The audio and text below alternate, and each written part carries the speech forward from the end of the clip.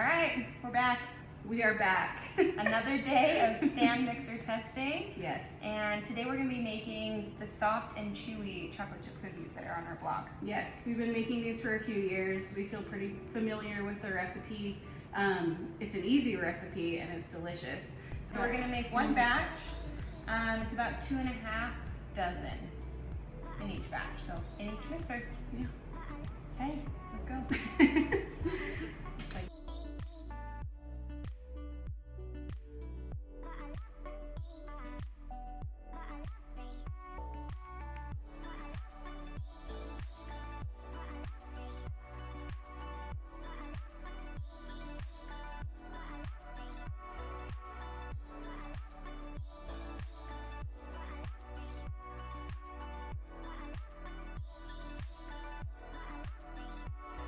We're using a size 20 cookie scoop, which is a pretty medium large size cookie. Yeah. It's a decent size. And then we're gonna go ahead and scoop the dough onto a parchment lined sheet and then bake according to the recipe. Yep. This recipe requires no chill time. And for the sake of testing, we are going to be we're gonna bake all of the cookies in the same oven for the same amount of time. And yeah. Now we're here with the Nutrimill and the Bosch. Gonna see how they compare. Yep. So just like the issue that we had with the buttercream, the butter is just kind of sticking to the bottom of the bowl. I think it's because the beaters don't quite reach the bottom. So I just scraped this and we're gonna see what it does when I turn it back on. Yeah, they're just kind of skirting. The blades just kind of hit the top of the butter and there's chunks that just stay in the same place. They're not moving around. It is not getting light and fluffy. And that's the same with the Nutrimill and the Bosch. We have a stick and a half of butter in each, but it's just kind of trapped in that dead space. There was a lot more butter with the buttercream. So this is a lot less, and that could be why it's sticking to the bottom, but I don't know. So far it's been pretty consistent. It's like this bowl is meant for a much bigger batch.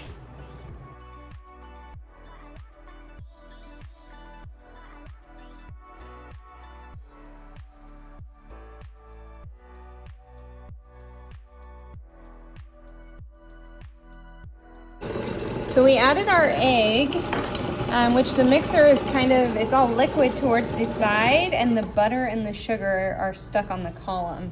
And that is the same in both. It's not actually incorporating the two.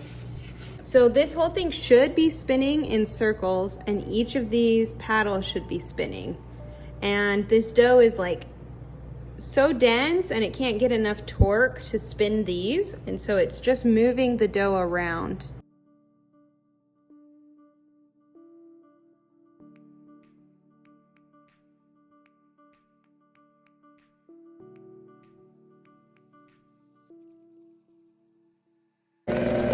In a circle.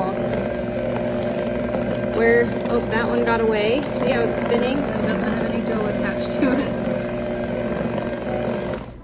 Yeah, weird. Where this is the Bosch, and you'll see it that they're spinning. So yeah, the Nutrimill is just kind of struggling to get that torque.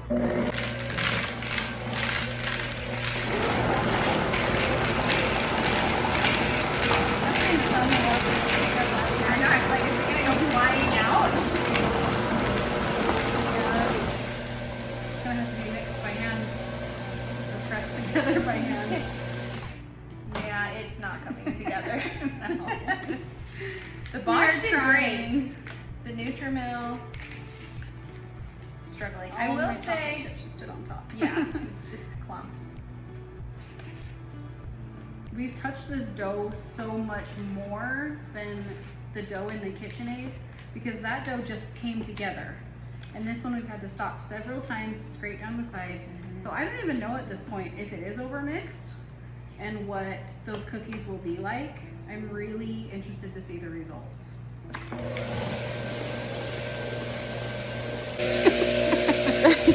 I don't think your chocolate chips are getting mixed into the dough. I've got to use my my brute muscle force.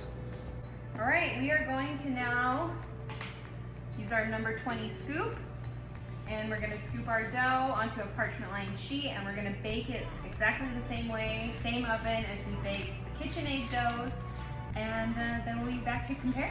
Well, Whitney will get started. I've still got to mix in my chocolate chips by hand.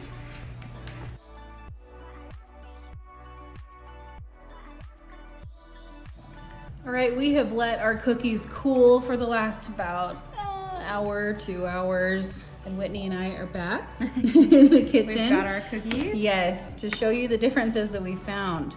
So, this tray over here is with both of the KitchenAid mixers. These cookies, these 8 that are closer to me, came from the 5-quart, and the 8 closest to Whitney came from the 6-quart. What did we find, Whit? This is one from the 5-quart, and this is one from the 6-quart. And so you can tell there's a little bit of a height difference. Yes. As well as a width. So the ones from the 6-quart spread a little bit more than the 5-quart. We followed the recipe, but we went by how the dough was coming together. And so both of these we felt like creamed butter at about the same speed, like brought the flour together at about the same speed, and then we just stirred it together once we added the chocolate chips. And so I was kind of surprised that there was this big of a difference. Then if we come over here, this is the Bosch and the Nutrimill tray, and they look like from here that they were like there were 2 different measurements. Like these were done with a bigger cookie scoop. Yep, but they were the same. They were identical. So once again, we have like a height difference. Oh, the bottoms too. Let's look at the bottom. My only guess would be as if the sugar wasn't fully incorporated and it caramelized a little bit. Or it could just have been, this was in a hot spot in the oven. The Nutrimill did have a hard time mixing all of the ingredients and keep them mixing. They kind of just spread around the bowl. So that's totally so if we possible. Put these in order, I would say the flattest cookie came from the 6-quart. And the cookie that held its shape the most was from the Nutrimill. And that is quite the difference. Yeah, that's a huge difference. They look like 2 totally different cookies. Yeah, so we were kind of stunned, a little bit confused, and started doing some research, and we think the cause of this is the butter. So the 6-quart mixer has the widest bowl, and once the butter was creamed, it was a really thin layer spread super thinly and across that wide bowl, where the Nutrimill struggled to cream the butter. And so whether this was over creamed, it could have been, this was under creamed, it most likely has to do with the butter.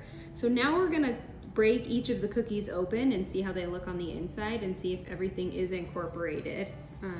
So let's start with a 5-quart. It looks pretty good. Cookie looks delicious. I don't see like any clumps of flour or sugar. No, and it also looks like fully baked. Looks great. Okay, this is the 6-quart. Was it a little harder to break? Yeah, a little bit. It looks like it almost looks a tiny bit doughy. Yeah, right there. Too, yeah. But not too bad. No clumps of any ingredients. It looks pretty well mixed. This is a Bosch cookie. Oh, very cakey. Very cakey. So that makes me think it whipped like more air into it. Which is interesting. The Bosch it struggled at first when there was such a small amount of ingredients in the bowl, but once the flour was added, it was great. It worked fantastic. And now the Nutrimill. It feels dry. Oh, really? It looks a little dry too. The texture looks like a little crumbly. But I thought maybe we would see some patches of flour, but I don't see anything. It looks pretty well incorporated, but it's definitely dry. Like if you look at the difference between that super moist cookie, this, like moist cookie.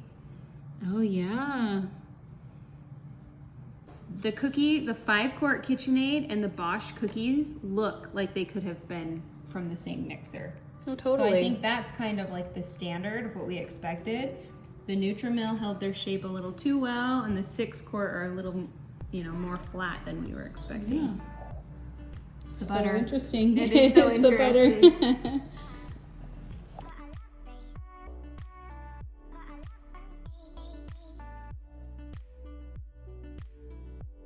We're back. Again, cookies, round 2. Yes. We, yeah, we weren't that, I'm not gonna say thrilled, we were surprised when we were making the cookies with the Bosch and the Nutrimill before. And we knew that we had to be doing something wrong because it shouldn't have been as hard as it was and it shouldn't have needed as much scraping as it was. So we did quite a bit of research and we learned a few things. So we're gonna retest the cookies in the Nutrimill and the Bosch using the new tips and tricks. So to start off, we've got our cookie paddles, but we also are going to use this bowl scraper attachment. So it's got the 2 paddles. One goes on the center column in the bowl and one goes on the outside edge. So we have one in both mixers and we're going to see if that makes a difference. And then when it comes to adding the chocolate chips, as your dough gets stiffer, if the cookie paddles just don't have the torque, you can swap it out for your dough hook. So we've got these here, which it makes sense. Like this is one solid piece. And that's definitely what we had issues with before. I had to hand mix all of the chocolate chips in because the Nutrimill just wasn't able to get them in. But now we know we can actually swap the tools and there is a purpose. Yeah, so we're gonna give it a go. I mean, one solid piece of metal versus like rotating paddles. It makes sense. We're gonna give it a try. Yep. And I'm hoping for success this yes.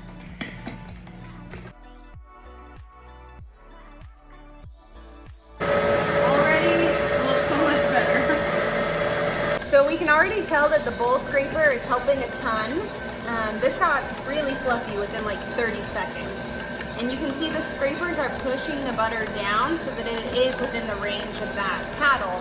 So what we were dealing with before is it would get stuck. There was like an empty zone where nothing was going to reach it. And it was just getting piled up there. So the scrapers are doing a great job. And I think you're almost done. But same thing. This does have some butter and brown sugar. You can see down in there, there's some butter and brown sugar that's kind of trapped in that area where it's not reaching. But overall, much better.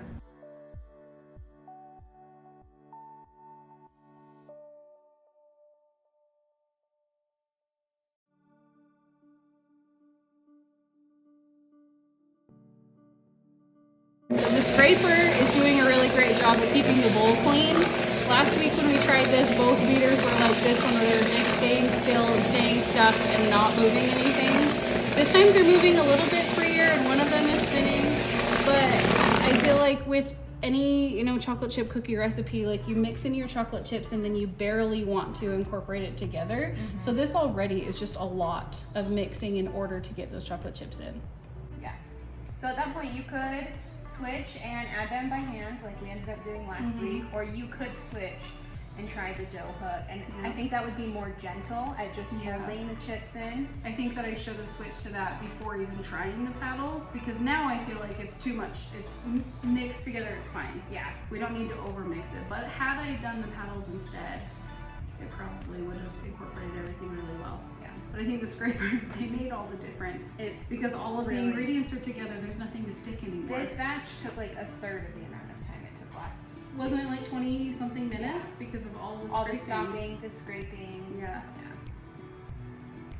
Good job, bowl scraper.